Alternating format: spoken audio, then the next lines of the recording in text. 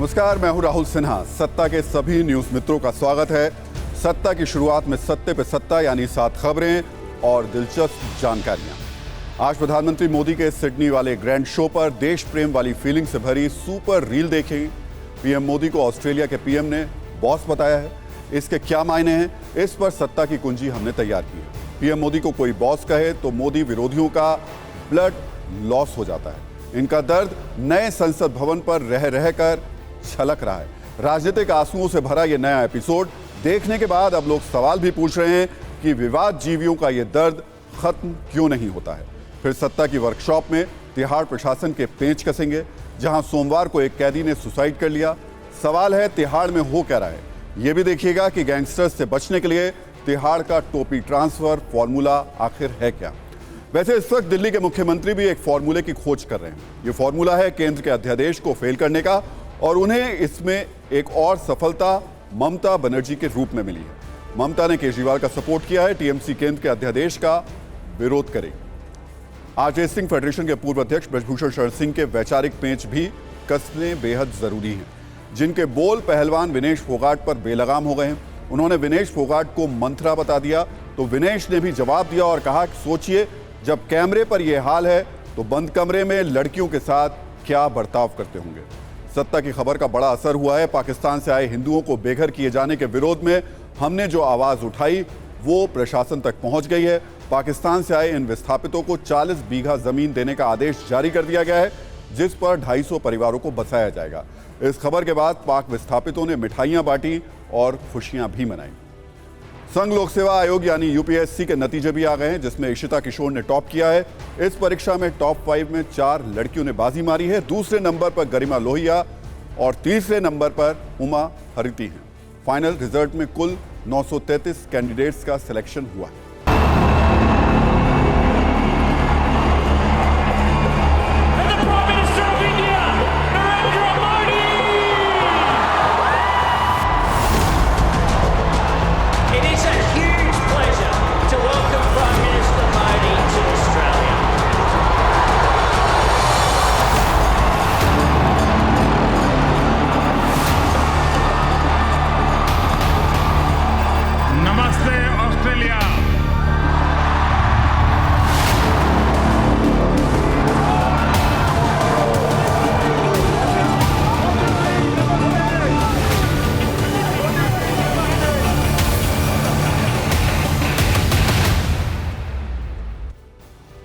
तो सत्ता में बात हिंदुस्तान की बुलंद ग्लोबल सत्ता की। पिछले कुछ दिनों में जिसकी गूंज जापान के हिरोशिमा से ऑस्ट्रेलिया के सिडनी तक सुनने को मिली। पहले हिरोशिमा में ग्रुप 7 की बैठक में पीएम मोदी की कूटनीतिक धाक दिखाई दी, जब अमेरिका के राष्ट्रपति जो बाइडेन खुद पीएम मोदी से मिलने आए। आज ऑस्ट्रेलिया के प्रधानमंत्री अल्बनीज ने पीएम मोदी की तारीफ में कुछ ऐसा कहा, कुछ ऐसे शब्दों का प्रयोग किया, जिसके बाद दुनिया में भारत की और भारत के प्रधानमंत्री की लगातार बातें हो रही हैं। ऑस्ट्रेलिया के पीएम अल्बनीज ने कहा कि मोदी इज द बॉस। आप पहले ऑस्ट्रेलिया के प्रधानमंत्री का पूरा बयान सुनिए, उसके बाद आपको कुछ और तस्वीरों से बताएंगे कि कैसे पूरी दुनिया हिंदुस्तान का लोहा मान रही है और कैसे दुनिया के पटल पर प्रधानमंत्री मोदी का कद और ऊंचा होता जा रहा है। देश प्रेमियों को इस खबर में एक्स्ट्रा ऊर्जा महसूस होगी। I have to say that the warmth and the energy here tonight is absolutely second to none.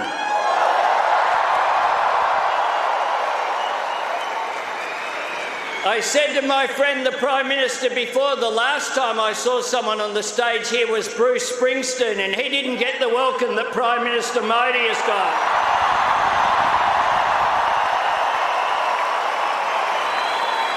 Prime Minister Modi is the boss.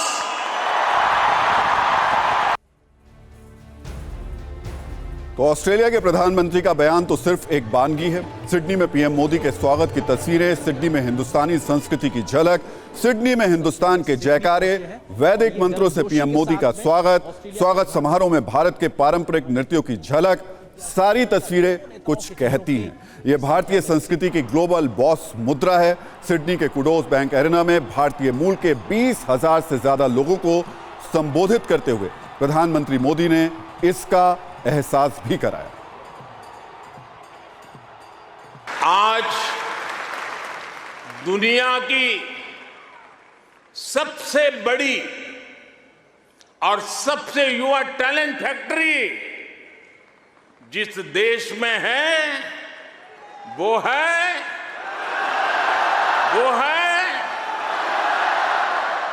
Corona की इस ग्लोबल पैंडेमिक में जिस देश ने दुनिया का सबसे तेज वैक्सीनेशन प्रोग्राम चलाया, वो देश है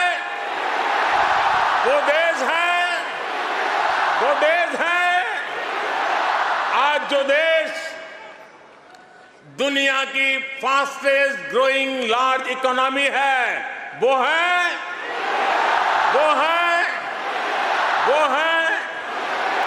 आज जो देश दुनिया का सेकंड लार्जेस्ट मोबाइल मैन्युफैक्चरर है वो देश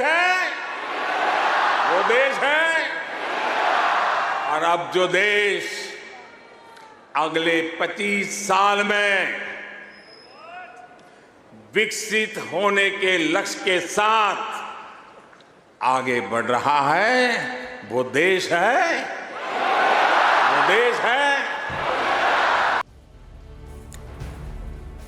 सत्ता के लालच और राजनीति की होड़ में हो सकता है प्रधानमंत्री मोदी को लेकर बॉस वाले बयान कुछ लोगों को उदास और बदहवास कर रहे हो, लेकिन तारीफ वाली ये कहानी सिर्फ एक देश, एक मंच या फिर एक कार्यक्रम की नहीं है।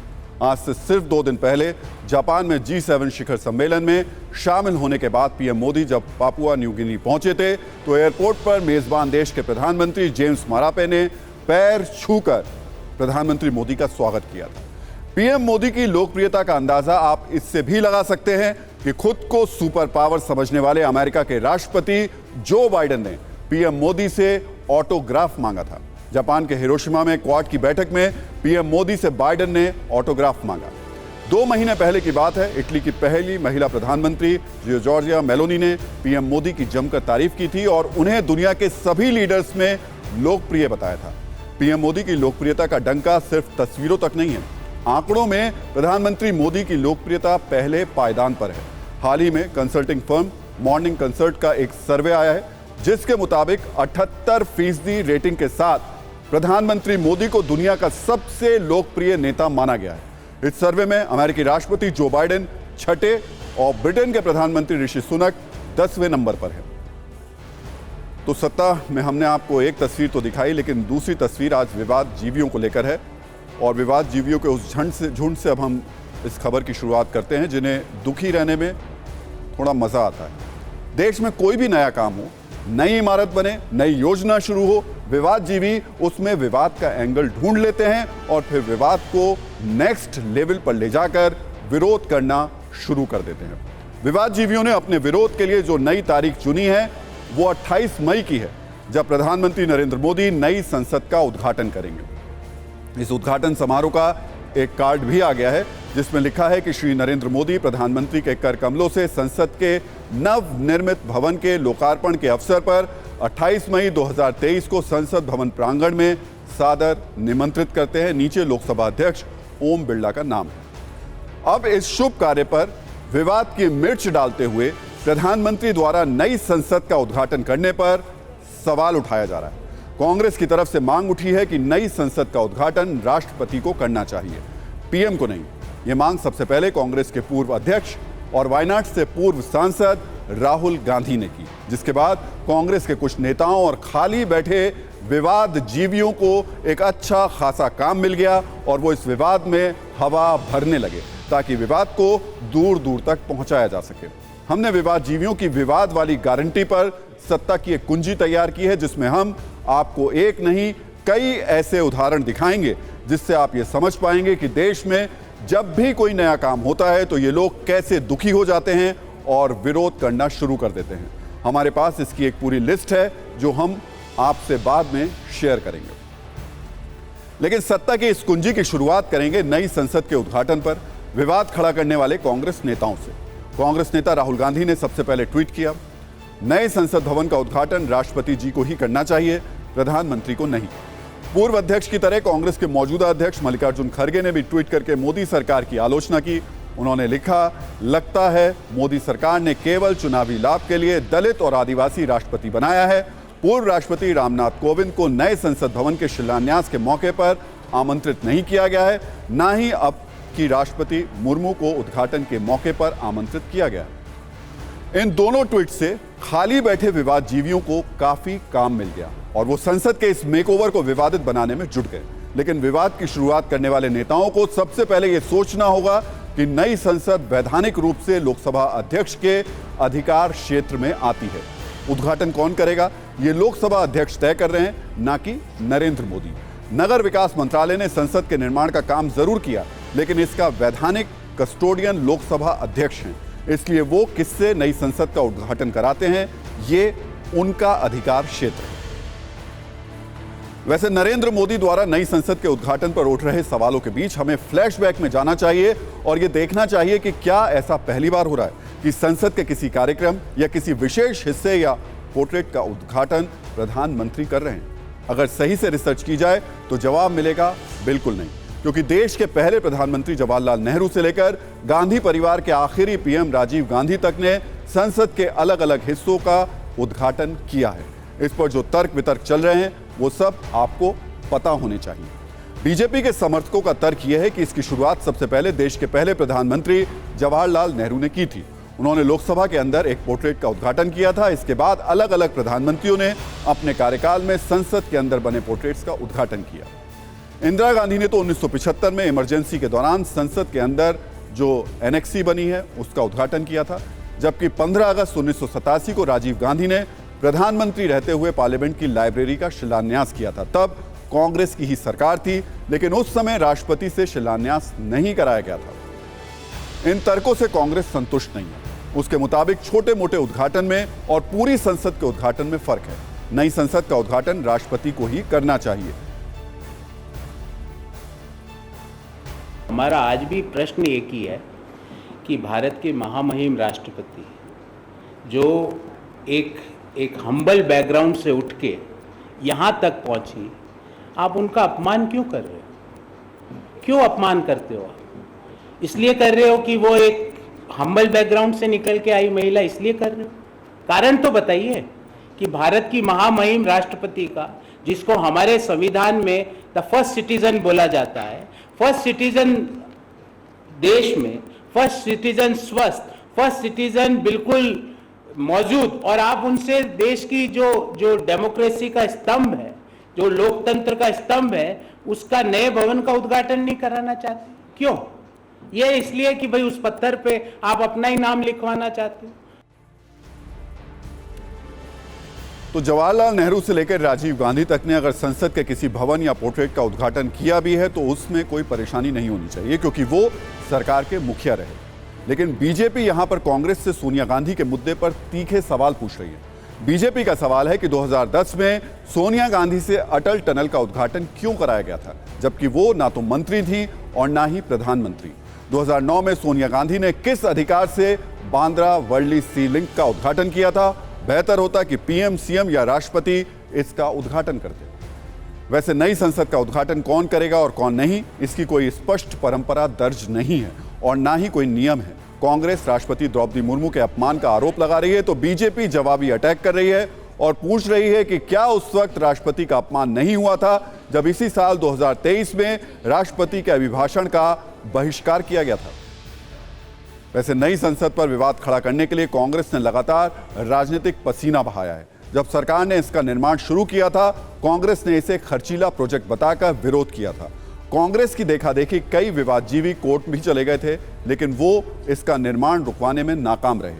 बाद में कोरोना के नाम पर भी इसका काम रुकवाने की कोशिश हुई, लेकिन कामयाबी वहां पर भी नहीं मिल पाई। प्रधानमंत्री जब जब नई संसद के काम का निरीक्षण करने के लिए पहुंचे तो कांग्रेस ने उसका मन लगाकर विरोध किया। ट्विटर टाइमलाइन पर जाकर विरोध करने वाले ट्वीट कुरेदेंगे तो आपको विवाद खड़ा करने वाले शब्दों की एक पूरी डिक्शनरी मिल जाएगी। कांग्रेस ने सेंट्रल विस्टा प्रोजेक्ट को मोदी महल का नाम दिया। कांग्रेस के आधिकारिक हैंडल ने इसे विस्टा से विनाश तक कहा और यह भी लिखा गया कि भव्य महल पर फिजूल खर्ची हो रही है। इतना ही नहीं, जब नई संसद के शीर्ष पर अशोक स्तंभ लगाया गया तो भी विवाद ढूंढा गया। कहा गया कि नए अशोक स्तंभ में शेर आक्रामक है विवादजीवी इसे लेकर कोर्ट तक पहुंच गए और बदलने की मांग करने लगे। वो और बात है कि कोर्ट ने उनकी याचिका को खारिज कर दिया। विरोध का स्तर देखिए, जब विवादजीवियों को कुछ नहीं मिला तो शेर का मुंह कितना खुला है, इसी पर विवाद खड़ा करने लगे। अशोक स्तंभ के अनावरण के दौरान पीएम मोदी ने पूजा की तो इसकी भी आलोचना हुई।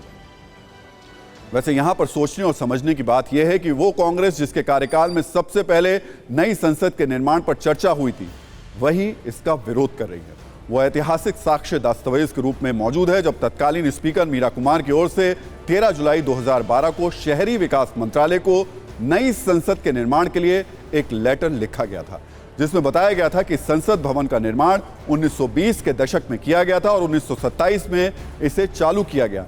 इसे हेरिटेज ग्रेड 1 भवन घोषित किया गया है। उम्र बढ़ने और संसद भवन के उपयोग के कारण दशकों से विभिन्न स्थानों पर संकट के संकेत दिखाई देने लगे हैं। सुरक्षा के साथ साथ इस लेटर में संसद की क्षमता को लेकर भी जिक्र किया गया था। लेटर में लिखा गया था, लोकसभा और राज्यसभा की वर्तमान बैठने की क्षमता 2026 के बाद बढ़ने की संभावना है। लोकसभा में सीटें 2026 से पहले भी बढ़ सकती हैं। अगर महिला आरक्षण बिल को मंजूरी दी जाती है तो ऐसे में बैठने की क्षमता के साथ एक नया लोकसभा कक्ष होना आवश्यक है। लेकिन वक्त के साथ साथ यूपीए का ये ड्रीम प्रोजेक्ट उसकी आंखों में ही चुभने लगा, क्योंकि समय बदल गया, सरकार बदल गई और सत्ता का नियंत्रण नरेंद्र मोदी के हाथ में आ गया। अप्रैल 2020 में सोनिया गांधी ने पीएम मोदी को चिट्ठी लिखकर सेंट्रल विस्टा प्रोजेक्ट को रोकने की मांग की थी और इसके पीछे कोरोना संकट और सरकारी खर्च का हवाला दिया गया। हालांकि इसकी समीक्षा के बाद सरकार ने इस प्रोजेक्ट को रोकना जरूरी नहीं समझा। 10 दिसंबर 2020 को प्रधानमंत्री मोदी ने इसकी आधारशिला रखी और अब नई संसद बनकर तैयार है। इस चिट्ठी से यह तो तय है कि कांग्रेस की सरकार अगर 2014 में फिर से आई होती तो वो भी नई संसद का निर्माण कराती, क्योंकि ये वक्त की जरूरत है। फिर सवाल उठता है कि आखिर कांग्रेस नेता नए संसद भवन पर विवाद क्यों खड़ा कर रहे हैं? उन्हें संसद भवन से परेशानी है या फिर पीएम मोदी के उद्घाटन करने से परेशानी है? क्या कांग्रेस को इस बात से तकलीफ है कि वो जो काम नहीं कर पाए वो काम नरेंद्र मोदी कर रहे हैं? क्या कांग्रेस को इस बात से परेशानी है कि नई संसद के साथ नरेंद्र मोदी का नाम जुड़ने से ये हमेशा के लिए यादगार बन जाएगा? क्या कांग्रेस को नई संसद के निर्माण में क्रेडिट नहीं मिलने का दर्द है? क्या कांग्रेस इस बात से परेशान है कि नरेंद्र मोदी एक एक करके वो सारे काम करते जा रहे हैं जिन्हें कांग्रेस की सरकारें अपने कार्यकाल में पूरा करके क्रेडिट की मोहर नहीं लगा पाई? कुल मिलाकर परेशानी नई संसद के उद्घाटन से है या इतिहास में नरेंद्र मोदी का नाम दर्ज होने से? सुनिए इस पर बीजेपी के सांसद और पूर्व कानून मंत्री रविशंकर प्रसाद क्या कह रहे हैं। जरूरत के अनुसार नई संसद बन रही तो उसे परेशानी क्या है? मुगलों ने लाल किला और जमा मस्जिद बनवाया, उसके पहले कुतुब मीनार बनने की बात होती है। अंग्रेजों ने Rashtrapati Bhavan, north block, south block, संसद बनवाई। आजादी के बाद हमने दिल्ली में क्या बनाया? मतलब कायदे का, प्रभावी। तो आज अगर आवश्यकता के अनुसार एक संसद भवन बन रहा है जो आकर्षक है, भारतीय मानकों के अनुरूप है, उपयोगी है, 800 से अधिक बैठने की व्यवस्था है, तो परेशानी क्या है? और मैं कांग्रेस के मित्रों से कहूंगा, करना है बातचीत तो थोड़ा स्तर पे करो ना। कभी बाघ की मुस्कुराहट पर गुस्सा आपको है, तो आज तक तो मैंने बाघ को मुस्कुराते नहीं देखा है। अशोक चक्र का बाघ हमेशा रोबीला रहे और रहेगा, उस पर लड़ाई हुई, अब बाकी पर हो रही है। शिलान्यास में भी आप नहीं आए, अब आप फिर सुन रहे हैं बॉयकॉट करेंगे। तो मैं कहूँगा ये देश के लिए बहुत गर्व का अवसर है, भारतीय संसदीय परंपरा का। विपक्ष को लोग आइए और शामिल होइए। नई संसद का जब उद्घाटन होने जा रहा है तो विपक्ष आप लोगों को, सरकार को संविधान पढ़ा रहा हो, कह रहा है कि इसका उद्घाटन जो प्रधानमंत्री नहीं बल्कि राष्ट्रपति को करना चाहिए। राष्ट्रपति जी हमेशा ज्वाइंट सेशन को इनॉग्रेट करते हैं कि नहीं? लेकिन थोड़ा कहेंगे मेरे कांग्रेस के मित्रों, होमवर्क करना सीखो। दिल्ली के संसद में संसदीय सौध का उद्घाटन इंदिरा गांधी ने किया था कि नहीं किया था? पार्लियामेंट्री एनेक्सी का। पार्लियामेंट्री लाइब्रेरी का शिलान्यास राजीव गांधी ने रखा था कि नहीं प्रधानमंत्री के रूप में? इतने पोर्ट्रेट लगते हैं नेताओं के संसद में, कई का पोर्ट्रेट राष्ट्रपति उद्घाटन करते हैं, कई बार प्रधानमंत्री ने किया है। मुझे बताया गया कि वीपी सिंह चंद्रशेखर ने भी कई लोगों के पोर्ट्रेट को इनॉग्रेट किया है, कई बार अटल जी ने किया है। देखो मित्र, सवाल दूसरा है, मोदी जी की हर बात का विरोध करना है, वहां गाड़ी फंसती है। वैसे कांग्रेस और समर्थित विवाद जीवियों की परेशानी की एक वजह 28 मई भी है। आप ये तस्वीर देख रहे हैं, विशाल और आधुनिक सुविधाओं वाली इस नई संसद में राहुल गांधी नहीं होंगे। ये तस्वीर आज राहुल गांधी को बहुत चुभ रही होगी, क्योंकि एक तो वो सांसद नहीं है और दूसरी बात ये कि इसका उद्घाटन नरेंद्र मोदी उस 28 मई को कर रहे हैं जिस दिन वीर सावरकर का 140वां जन्म दिवस है। राहुल गांधी अक्सर वीर सावरकर को निशाने पर लेते हैं, उन्हें माफी वीर सावरकर कहते हैं, लेकिन संयोग देखिए, संसद की नई इमारत का उद्घाटन 28 मई को वीर सावरकर के जन्म दिवस पर हो रहा है और उस संसद में राहुल गांधी खुद नहीं होंगे। सोचिए कांग्रेस के लिए कितना बड़ा दुख होगा कि एक तो नरेंद्र मोदी संसद का उद्घाटन करेंगे और वो भी वीर सावरकर के जन्म दिवस पर, और ये सब ऐसे वक्त में होगा जब राहुल गांधी संसद के सदस्य नहीं। वैसे विवाद जीवियों के लिए एक और बुरी खबर है। 28 मई को संसद के नए भवन के उद्घाटन का समय 12 बजे रखा गया है, लेकिन सूत्रों के मुताबिक सुबह 7 बजे से ही वैदिक मंत्रोच्चारण के साथ हवन पूजन शुरू हो जाएगा। पार्लियामेंट बिल्डिंग में प्रवेश पूजा के लिए वैदिक व्यवस्था के साथ पंचांग और पत्री का उपयोग किया जा रहा है। इसमें ग्रह गोचर और राहु काल का विशेष ख्याल रखते हुए प्रवेश पूजा का समय तय किया गया है। सूत्रों के मुताबिक संसद भवन के उद्घाटन के दौरान मंत्रोच्चार और पूजा पाठ में उन्हीं वैदिक पंडितों को रखा गया है जिन्होंने भूमि पूजन करवाया था। जिस तरह से राफेल फाइटर जेट के इंडक्शन के दौरान नींबू मिर्ची के इस्तेमाल पर विवादजीवी दुखी हो गए थे, उन्हें नए संसद भवन के उद्घाटन के मौके पर भी दुख हो सकता है। वैसे नरेंद्र मोदी के काम से कांग्रेस और विवादजीवी अक्सर परेशान रहते हैं। जिस संसद को कांग्रेस खुद बनवाना चाहती थी वो नहीं बनवा पाई, नरेंद्र मोदी ने बनवाया तो उसका भी कांग्रेस ने विरोध किया। इससे पहले युद्ध स्मारक का निर्माण हुआ था, तो अब भी कांग्रेस ने अमर जवान ज्योति की लॉ के बहाने सरकार की आलोचना की थी। कांग्रेस जीएसटी लागू कराना चाहती थी, नहीं करा पाई। नरेंद्र मोदी ने जीएसटी लागू किया तो कांग्रेस ने उसका भी विरोध किया। कांग्रेस के घोषणा पत्र में कृषि कानून लाने की बात कही गई थी, नरेंद्र मोदी ने कानून बनाया तो कांग्रेस ने उसका भी विरोध किया। नरेंद्र मोदी सरकार में सर्जिकल स्ट्राइक और एयर स्ट्राइक हुई तो कांग्रेस के कई नेताओं ने उसके भी सबूत मांगे। तो ऐसे कामों की लंबी लिस्ट है जो कांग्रेस खुद करना चाहती थी लेकिन अपने कार्यकाल में कर नहीं पाई, और जब नरेंद्र मोदी ने कर दिया तो उसका विरोध शुरू हो गया। वैसे नरेंद्र मोदी ने पिछले 2 साल में जिस तरह से नई दिल्ली के इलाके में बदलाव किया है वो मुगल प्रेमियों और ब्रिटिश प्रेमियों को चुभ रहा है। राजपथ अब कर्तव्य पथ है, मुगल गार्डन अब अमृत उद्यान है, 7 RCR अब 7 लोक कल्याण मार्ग है, नेहरू संग्रहालय अब प्रधानमंत्री संग्रहालय है, औरंगजेब रोड अब APJ अब्दुल कलाम रोड है, किंग जॉर्ज पंचम की जगह नेताजी सुभाष चंद्र बोस की मूर्ति है, शहीदों की अमर जवान ज्योति इंडिया गेट के बदले अब युद्ध स्मारक पर है। और बहुत बड़ी बात यह कि अयोध्या में विवादित ढांचे की जगह भव्य राम मंदिर का निर्माण हो रहा है। जब इतना कुछ बदलेगा तो विवाद जीवियों का परेशान होना स्वाभाविक है। और अब बात उस तिहाड़ जेल की जिसका नाम सुनकर कभी दिमाग में ऊंची दीवारें, कटीले तार, पुलिस का पहरा और ऐसी डरावनी तस्वीर बनती थी जहां शायद कोई भी ना जाना चाहे। लेकिन पिछले कुछ वक्त से इस जेल के अंदर जो कुछ हुआ है और हो रहा है उससे अब तिहाड़ सिर्फ कागजों पर ही देश की सबसे हाईटेक और सुरक्षित जेल रह गई है। ध्यान दीजिएगा, सिर्फ कागजों पर। सोमवार को जेल के अंदर एक कैदी के सुसाइड के बाद गैंगस्टर्स के सामने नतमस्तक रहने वाली तिहाड़ की व्यवस्था पर फिर से सवाल उठाए। 26 साल के जावेद नाम के इस कैदी को सोमवार सुबह ही तिहाड़ लाया गया था और सोमवार को ही शाम करीब 5 बजे उसने फांसी लगाकर आत्महत्या कर ली। इस घटना के बाद यह सवाल पूछना बहुत जरूरी है कि आखिर तिहाड़ के अंदर हो क्या रहा है, क्योंकि सोचिए तिहाड़ में जेल प्रशासन की नाक के नीचे एक कैदी सुसाइड कर लेता है और सुरक्षा के नाम पर सिर्फ सन्नाटा है। गैंगस्टर्स का क्लब हाउस बन चुकी इस तिहाड़ में खूंखार अपराधी जब चाहते हैं, जहां चाहते हैं और जिसे चाहते हैं मार देते हैं, लेकिन सुरक्षा के नाम पर सिर्फ सन्नाटा। और हैरानी की बात यह है कि सन्नाटा टूटता किस लिए है?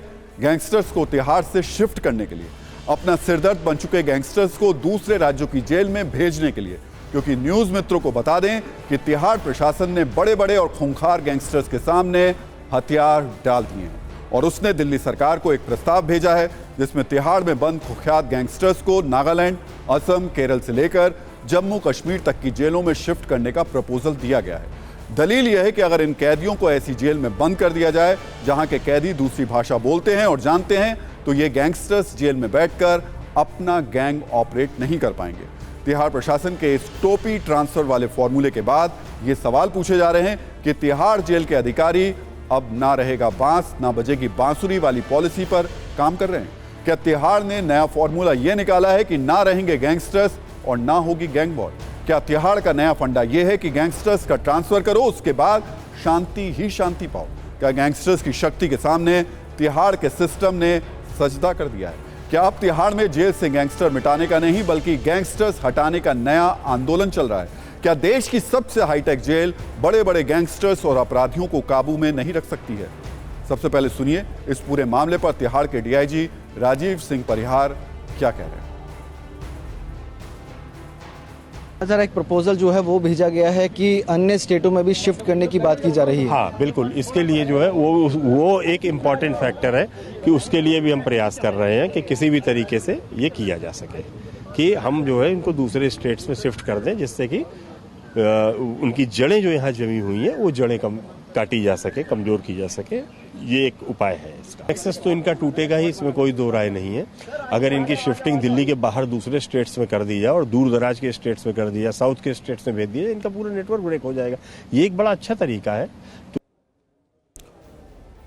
अब न्यूज मित्रों के मन में यह सवाल होगा कि आखिर तिहाड़ में ऐसे कौन से गैंगस्टर हैं जिनके बारे में दिन और रात सोचकर जेल अधिकारियों का ब्लड प्रेशर बढ़ा रहता है, और वो कौन से अपराधी हैं जिनका ख्याल तिहाड़ प्रशासन के अधिकारियों को आधी रात नींद से जगा देता है और उनके दिमाग में जेल के अंदर फायरिंग, चाकूबाजी और गैंग वॉर के सीन क्रिएट होने लगते हैं। तिहाड़ में बंद खूंखार और कुख्यात अपराधियों की बात करें तो ये लिस्ट बहुत लंबी है। यहाँ डॉन छोटा राजन से लेकर अलगाववादी नेता से आतंकी का टैग हासिल कर चुके यासिन मलिक बंद है। खतरनाक गैंगस्टर नीरज बवाना से लेकर गैंगस्टर काला जठेरी और उसके गुर्गे तिहाड़ में आए दिन गैंग वॉर को अंजाम देते रहते हैं। दीपक बॉक्सर और मंजीत महल नाम के गैंगस्टर भी तिहाड़ के अंदर ही जो जेल अधिकारियों की सबसे बड़ी टेंशन है। इसके अलावा अपराध की दुनिया में हिट लिस्ट में शामिल हाशिम बाबा और अनिल भाटी भी अभी तिहाड़ में ही हैं। वैसे इस लिस्ट में अब तक गैंगस्टर लॉरेंस बिश्नोई का नाम भी शामिल था, लेकिन अब उसे गुजरात शिफ्ट कर दिया गया है और अब तिहाड़ जेल के अधिकारी इस जुगाड़ में लगे हैं कि बाकी बड़े गैंगस्टर्स भी इस जेल से शिफ्ट हो जाएं और उनकी जान में जान आए, क्योंकि इस जेल के अंदर आए दिन गैंग वॉर की वजह से उसे कभी कोर्ट के सामने तो कभी लोगों के सामने शर्मिंदा होना पड़ता है। तिहाड़ जेल में अभी करीब 2000 गैंगस्टर्स और उनके गुर्गे बंद हैं जो खुलेआम एक दूसरे का खून बहाते हैं। हाल ही में जितेंद्र गोगी गैंग के गुर्गों ने टिल्लू ताजपुरिया के साथ जो कुछ किया वो इसका सबसे बड़ा सबूत है। इसके अलावा तिहाड़ जेल में बंद सुब्बे गुजर गैंग और कौशल गैंग भी एक दूसरे के जानी दुश्मन बने हुए हैं। आपको हाल ही में तिहाड़ जेल के अंदर से आई वो तस्वीर याद होगी जब गैंग वॉर में टिल्लू ताजपुरिया को जितेंद्र गोगी गैंग के लोगों ने चाकुओं से गोदकर मार दिया था। ये तस्वीरें तिहाड़ जेल अधिकारियों की सार्वजनिक बेइज्जती का सबसे बड़ा प्रतीक बन गई थी। आमतौर पर ऐसे सीन किसी वेब सीरीज या फिल्म में देखने को मिलते हैं, लेकिन असल में इसके हिंसक एपिसोड की शूटिंग के वीडियो तिहाड़ से सामने आते ही रहते हैं। वो 2 मई की तारीख थी जब तिहाड़ के अंदर टिल्लू ताजपुरिया का मर्डर हुआ था। इससे पहले 14 अप्रैल को गैंगस्टर प्रिंस तेवतिया की तिहाड़ जेल के अंदर हत्या कर दी गई थी। मई 2022 के तिहाड़ के असिस्टेंट सुपरिटेंडेंट समेत 4 कैदियों पर चाकूबाजी की वारदात हुई थी। 2 अप्रैल 2022 को जेल नंबर 5 में 5 कैदियों पर चाकू से हमला कर दिया गया, जबकि 4 अगस्त 2021 को जेल नंबर 3 में बदमाश अंकित गुजर की हत्या कर दी गई। यानी तिहाड़ के अंदर अब ये सब कुछ बहुत आम बात हो गई है और हो सकता है कि इस गैंग वॉर के वीडियो तिहाड़ के कुछ अधिकारी आज भी घुमा घुमा कर देख रहे हैं और इसी वजह से उनकी बेचैनी का मीटर फुल स्पीड से दौड़ रहा है। आंकड़ों पर गौर करें तो तिहाड़ में छोटी वारदातें होती रहती हैं, लेकिन पिछले 9 वर्षों में गैंग वॉर में 12 बड़ी वारदातों को अंजाम दिया गया है। इसमें 9 कैदियों की मौत हुई है, जबकि जेल कर्मियों समेत 47 लोग घायल भी हुए हैं। यानी जिस जेल को किताबों में देश की नहीं बल्कि दक्षिण एशिया की सबसे महफूज जेल कहा जाता रहा, वो जेल पिछले कुछ दिनों में ऑल इंडिया गैंगस्टर क्लब जैसी नजर आने लगी है। आज जब तिहाड़ जेल की सुरक्षा और उसके अधिकारियों की सोच पर सवाल उठ रहे हैं तो एक ऐसा शख्स का भी जिक्र करना जरूरी है जिसने तिहाड़ की साख पर पहला दाग लगाया था। दुनिया उसे बिकनी किलर चार्ल्स शोबराज के नाम से जानती है, जिसने 16 मार्च 1986 को कुछ ऐसा किया था कि तिहाड़ जेल प्रशासन को भ्रष्टाचार, लापरवाही और निकम्मेपन के आरोपों के घूंट पीने पड़े थे। बताया जाता है कि तिहाड़ जेल में 24 लोगों के कातिल चार्ल्स शोबराज को 5 स्टार होटल जैसा ट्रीटमेंट मिलता था और 16 मार्च को वो तिहाड़ से जिस तरीके से भागा था वो किसी फिल्म की स्क्रिप्ट जैसा था। उस दिन चार्ल्स शोभराज ने जेल में अपना जन्मदिन मनाया और केक के बहाने नशा देकर तिहाड़ की ऊंची ऊंची और बेहद मजबूत चारदीवारी से बाहर निकल गया। तिहाड़ के इतिहास में इस तरीके की लापरवाही का ये पहला मामला था, जिसके बाद तिहाड़ के कई अधिकारियों पर गाज भी गिरी थी। वैसे तिहाड़ सिर्फ सुरक्षा में चूक को लेकर कुख्यात नहीं रहा है, बल्कि करीब इस जेल का नाम एक दौर में विख्यात भी हुआ, जब इंस्पेक्टर जनरल ऑफ प्रिजन्स के तौर पर इसकी कमान देश की पहली महिला आईपीएस किरण बेदी ने संभाली थी। उस दौर में तिहाड़ जेल को तिहाड़ आश्रम का नाम भी मिला, क्योंकि तब जेल में बंद कैदियों के लिए कई कल्याणकारी योजनाएं शुरू की गईं, विपासना मेडिटेशन जैसे कार्यक्रम शुरू हुए। तब तिहाड़ की खबरें आज के तिहाड़ की खबरों से बिल्कुल अलग हुआ करती थी। इन योजनाओं का ही असर था कि साल 2014 में इस जेल के 66 कैदियों को उनकी क्षमता और अच्छे चाल चलन के मद्देनजर अच्छी कंपनियों में नौकरियां मिली, जबकि दावा किया जाता है कि एक कैदी ने जेल में रहते हुए यूपीएससी का इम्तिहान भी पास कर लिया और नई शुरुआत की। लेकिन यह भी सच है कि धीरे धीरे हर गुजरती तारीख के साथ तिहाड़ की ये साख जुर्म के अंधेरे में गुम होने लगी। अधिकारियों पर करप्शन के आरोप लगने लगे। ऐसे दावे किए गए कि जेल की पूरी व्यवस्था अपराधियों के साथ मिली हुई। आपको 200 करोड़ की ठगी करने वाले सुकेश चंद्रशेखर तो याद ही होगा, जो तिहाड़ में सजा के नाम पर मजा कर रहा था और तिहाड़ के सिस्टम में शामिल कई अधिकारी रिश्वत के बदले उसका सजदा कर रहे थे। वैसे इस खुलासे के बाद सुकेश को तिहाड़ से मंडोली जेल शिफ्ट किया गया था और कई अधिकारियों को सस्पेंड भी किया गया था। इसी तरह दिल्ली सरकार में मंत्री रहे सत्येंद्र जैन की मसाज वाली तस्वीरों को भी सामने आने के बाद तिहाड़ की व्यवस्था पर कई सवाल उठाए गए थे। वैसे इन तस्वीरों के पीछे का पूरा सच क्या था, ये राजनीतिक विमर्श का विषय है, लेकिन तिहाड़ की मौजूदा हालात और उसके फैसले देखकर इस बात पर विमर्श किया जा रहा है कि भारत की सबसे सुरक्षित जेल मानी जाने वाली तिहाड़ क्या गैंग वॉर और गैंगस्टर्स से हार गई है। वैसे इस खबर का एक पहलू और है जिसके बारे में हमारे सभी न्यूज़ मित्रों को पता होना चाहिए, और वो ये है कि दिल्ली के जेलों की जानकारी और वहां रहने वाले कैदियों की संख्या, क्योंकि इस बारे में सुनने के बाद आपको ये लगेगा कि अगर तिहाड़ किसी गुब्बारे का नाम होता तो वो अब तक फट चुका होता। केंद्र सरकार ने तिहाड़ जेल से कैदियों के बोझ को कम करने के लिए साल 2004 में रोहिणी जेल और साल 2016 में मंडोली जेल का निर्माण किया था। तिहाड़ में 1 से 9 नंबर तक की जेल है, रोहिणी में 10 नंबर की जेल है, जबकि मंडोली में जेल नंबर 11 से 16 तक है। लेकिन असल में सरकार का 2 और जेल बनाने वाला फैसला पूरी तरह कारगर साबित नहीं हुआ, और इसके सबूत आंकड़ों में है। 20 फरवरी 2023 के एक आंकड़े के मुताबिक इस वक्त तिहाड़ में करीब 13,000 कैदी बंद हैं, जबकि तिहाड़ में कैदियों की क्षमता सिर्फ 5,200 कैदियों की है, यानी जेल में क्षमता से करीब 7,500 कैदी ज्यादा है। और ये भी एक वजह हो सकती है जिसकी वजह से सभी कैदियों पर नजर और नियंत्रण रखने में थोड़ी दिक्कत आती है। लेकिन जो भी आती हो, अगर इस तरीके से जेल प्रशासन कहे कि कहीं और भेज दीजिए तब मामला निपट जाएगा, तो सवाल सिस्टम पर उठते हैं। लेकिन इस सब के बीच में देखिए, सत्ता में आज का टाइम खत्म हो गया है। सभी न्यूज़ मित्रों से हमारी न्यूज़ रिक्वेस्ट है कि वो सत्ता की न्यूज़ रील्स को ज़्यादा से ज़्यादा शेयर करें और अपने सुझाव हमें व्हाट्सएप जरूर करें।